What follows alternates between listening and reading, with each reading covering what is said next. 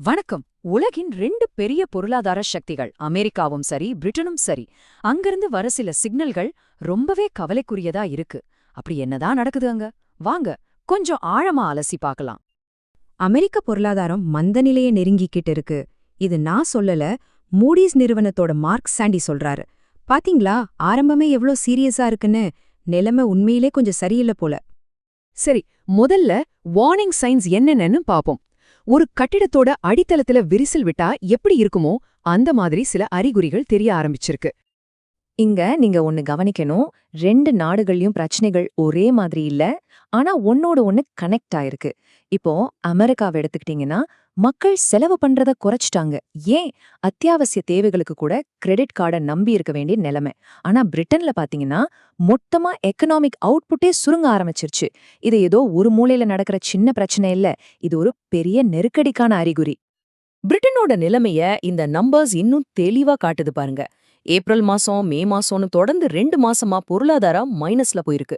இது வெறும் நம்பர்ஸ் இல்லங்க. இதோட அர்த்தம் என்னன்னா, நாட்டுல பொருட்கள், சேவைகள் உற்பத்தி குறையுது. இது நேரா நம்மளோட வேலை, சம்பளம்னு எல்லாத்தையும் பாதிக்கக்கூடிய ஒரு உண்மையான சரிவு. சரி, இப்போ அறிகுறிகளை எல்லாம் பார்த்துட்டோம். ஆனா இதற்கெல்லாம் என்னதான் காரணம்? எது இந்த நிலைமைக்கு கொண்டு வந்து விட்டுச்சு? ஒரு 4 முக்கியமான அழுத்தங்களை பத்தி இப்ப பார்க்கலாம். வர்த்தக போர்ல ஆரம்பிச்சு அரசாங்கத்தோட பட்ஜெட் நெருக்கடி வரைக்கும் இந்த 4 விஷயங்களும் எப்படி ஒன்னா சேர்ந்து பொருளாதாரத்தை போட்டு தாக்குதுன்னு ஒன்னொன்னா பிரிச்சு மேயலாம். முதல்ல வர்த்தக போர். அமெரிக்கா சில நாடுகள் மேல வரிய விதிக்கும்போது அது ஒரு செயின் ரியாக்ஷனை உருவாக்குது. இதனால மொத்த உலகத்தோட சப்ளை செயினே பாதிக்கப்படுது. சிம்பிளா சொல்லணும்னா, ஒரு கார் தயாரிக்கிறதுக்கு தேவையான உதிரி பாகங்கள்ல இருந்து நீங்க காலையில குடிக்கிற காஃபி வரைக்கும் எல்லாத்தோட விலையும் ஏறுது. இது கம்பெனிகளுக்கு எவ்வளவு பெரிய சுமையா இருக்கும்னு யோசிச்சு பாருங்க. ரெண்டாவது, இந்த ஹை இன்ட்ரெஸ்ட் ரேட்ஸ், பணவீக்கங்கிற பூதத்தை அடக்கிறதுக்காக சென்ட்ரல் பேங்க்ஸ் வட்டி விகிதங்களை ஏத்துறாங்க. இதோட நேரடி பாதிப்பு யாருக்கு? நமக்கு தான். உங்க ஹோம் லோன், கார் லோன்னு எல்லாமே பயங்கர காஸ்ட்லி ஆகிடும். இதனால மக்களும் செலவு பண்ண யோசிக்கிறாங்க, கம்பெனிகளும் புதுசா முதலீடு செய்ய தயங்குறாங்க. மூணாவது காரணம் இன்னும் கொஞ்சம் ஆழமானது. அதுதான் உற்பத்தி திறன் குறைஞ்சது. அதாவது நம்மளோட எக்கனாமிக் இன்ஜினோட வேகம் குறைஞ்சிட்டே வருதுன்னு சொல்லலாம். தொழிலாளர்கள் 1 மணி நேரத்துல செய்யற வேலை குறைஞ்சிருக்கு.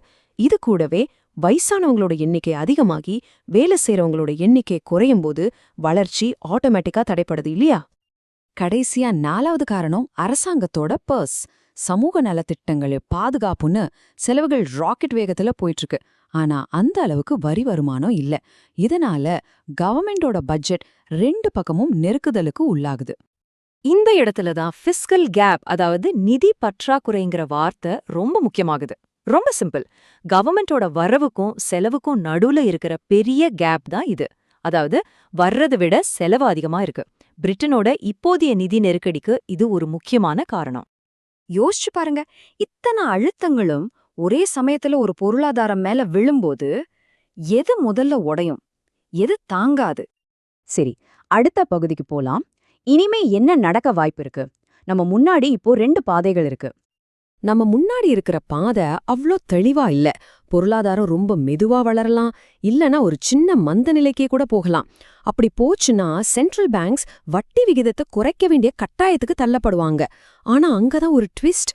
அப்படி செஞ்சா ஸ்டாக் மார்க்கெட் மாதிரி நிதிச்சந்தைகள்ல பயங்கர ஏற்ற இறக்கம் வந்து அதுவே ஒரு புது பிரச்சனைய உருவாக்கவும் சான்ஸ் இருக்கு. இந்த பெரிய பொருளாதார புயல் ஏதோ தூரத்துல நடக்கிற விஷயம் இல்ல, அது நம்ம வீட்டு வாசலையும் தட்டும். இதுக்கு என்ன அர்த்தம்னா, உங்க லோன் இஎம்ஐ இன்னும் அதிகமாகலாம், உங்க மாச பட்ஜெட் இன்னும் டைட் ஆகலாம், ஏன் வேலை சந்தையில கூட ஒரு நிச்சயமற்ற தன்மை நீடிக்கலாம். அப்போ இதுல இருந்து நம்ம எடுத்துக்க வேண்டிய முக்கியமான டேக்அவேஸ் என்ன? 1, அமெரிக்காவும் சரி பிரிட்டனும் சரி 2 பேரும் ஒரே மாதிரியான ஒன்னோட ஒன்னு சம்பந்தப்பட்ட பிரச்சனைகளை சந்திச்சிட்டு இருக்காங்க. 2, இது வெறும் ஷார்ட் டேர்ம் பணவீக்க பிரச்சனை மட்டும் இல்ல, இதுல நீண்ட கால பிரச்சனைகளும் கலந்திருக்கு. எல்லாத்துக்கும் மேல உலகத்துல எங்கேயோ நடக்கிற ஒரு விஷயம் நம்ம வீட்டு கிச்சன் பட்ஜெட்டை எப்படி பாதிக்குதுங்கிறத நம்ம புரிஞ்சுக்கணும். கடைசியா இந்த ஒரு கேள்வியோட இந்த பகுதியை முடிக்கலாம். இந்த 2 பெரிய எக்கனாமிக் ஜாயண்ட்ஸ் தடுமாறும்போது அதோட அதிர்வலைகள் அந்த நாடுகளோட மட்டும் நிக்காது, அது உலகம் முழுக்க பரவும். அப்போ கேள்வி இதுதான், அந்த ஆஃப்டர் ஷாக்ஸை யார் அதிகமா உணர்வாங்க?